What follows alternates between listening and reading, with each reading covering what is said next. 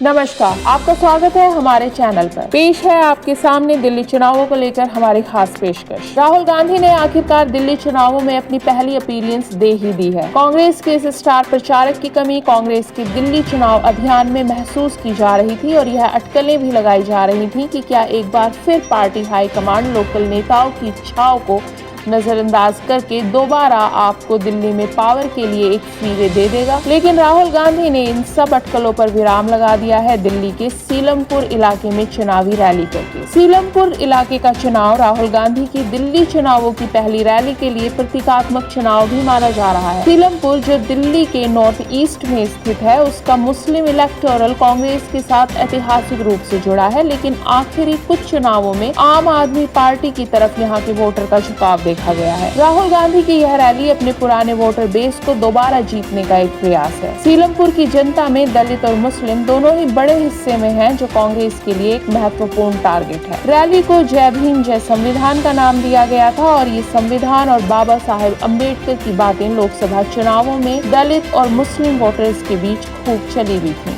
इसलिए यह रैली काफी महत्वपूर्ण मानी जा रही थी और सबकी निगाहें इस बात पर टिकी थी कि राहुल गांधी रैली में बोलेंगे क्या। सबसे बड़ा सवाल था कि क्या आप और केजरीवाल को टारगेट किया जाएगा। बातें तो यहाँ तक भी थी कि राहुल गांधी की इस रैली के बाद तय होगा कि इंडिया गठबंधन जाएगा या रहेगा। ये रैली उस समय हुई जब राजनीतिक गलियारों में बातें चल रही है कि बैक चैनल से कांग्रेस हाईकमांड पर दबाव डाला जा रहा है कि वो केजरीवाल और आप को ध्यान में रखते हुए दिल्ली चुनाव पूरा दम लगाकर ना लड़े और आपको एक बार फिर दिल्ली सत्ता पर काबिज हो जाने दें। यह बात गौरतलब है कि पिछले हफ्ते इंडिया गठबंधन की लगभग सभी बड़ी पार्टियों ने दिल्ली चुनाव के संदर्भ में इंडिया गठबंधन के विषय में बातें की हैं। इन सब राजनीतिक हलचलों के बीच राहुल गांधी मंच पर बोलने आए और उन्होंने दोनों मोदी और केजरीवाल पर हमले किए।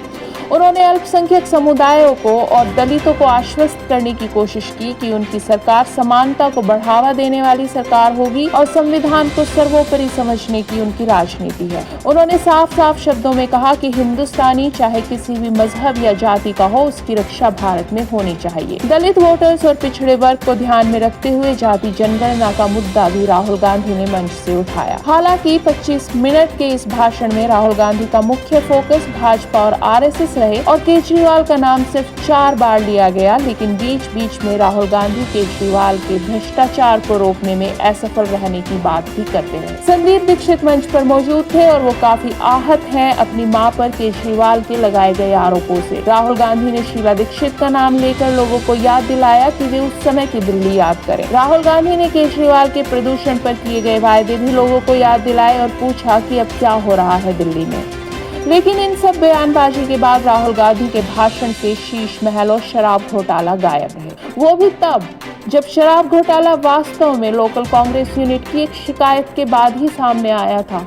इन दो मुद्दों पर गांधी के ना बोलने से यह संदेश गया कि कांग्रेस हाईकमांड केजरीवाल पर अभी उतनी सख्त नहीं है जितना उन्हें होना चाहिए और शायद पर्दे के पीछे चल रही गतिविधियां अपना रंग दिखा रही हैं। राहुल गांधी की इस रैली पर प्रतिक्रियाएं भी आईं। भाजपा के हरदीप पुरी ने कहा कि कांग्रेस को समझना होगा कि अगर वो आपसे लड़ने में सफल नहीं हो पाती है तो उसका हाल वही होगा जो महाराष्ट्र और दूसरे राज्यों में हुआ। दरअसल आप और कांग्रेस के बीच एक कड़ी टक्कर से बीजेपी अपने संभावित फायदे को देख रही है, क्योंकि एंटी बीजेपी वोट्स के बंटने की संभावना ज्यादा हो जाती है। इसके बाद सबसे बड़ी प्रतिक्रिया आई खुद अरविंद केजरीवाल से, जिन्होंने ट्वीट किया कि आज राहुल गांधी जी दिल्ली आए, उन्होंने मुझे बहुत गालियां दी पर मैं उनके बयानों पर कोई टिप्पणी नहीं करूंगा। उन्होंने दिल्ली की जनता को अपने और राहुल गांधी के बीच के अंतर को भी बताया। केजरीवाल ने लिखा है कि उनकी यानी राहुल गांधी की लड़ाई कांग्रेस बचाने की लड़ाई है, लेकिन मेरी लड़ाई देश बचाने की है। दिल्ली कांग्रेस नेता संदीप दीक्षित ने अरविंद केजरीवाल को उनके ट्वीट के बाद आड़े हाथों ले लिया है। संदीप दीक्षित ने पूछा है कि क्या शीश महल में रहना और बीजेपी के साथ मिलकर कांग्रेस को हराना ही देश बचाने का काम था। लेकिन आपकी प्रतिक्रियाएं यहीं खत्म नहीं हुई हैं। आपके संजय सिंह ने प्रेस कॉन्फ्रेंस करके बताया कि कांग्रेस झूठ का प्रचार कर रही है और मोदी अडानी भाई भाई के नारे आपने ही संसद में लगाए थे। साथ ही आपने यह भी कहा कि राहुल गांधी का बचाव अब अमित मालविया कर रहे हैं। इससे हास्यास्पद और क्या हो सकता है। आपको बताते चलें कि आप बीजेपी के साथ दिल्ली चुनावों में मिलीभगत के आरोप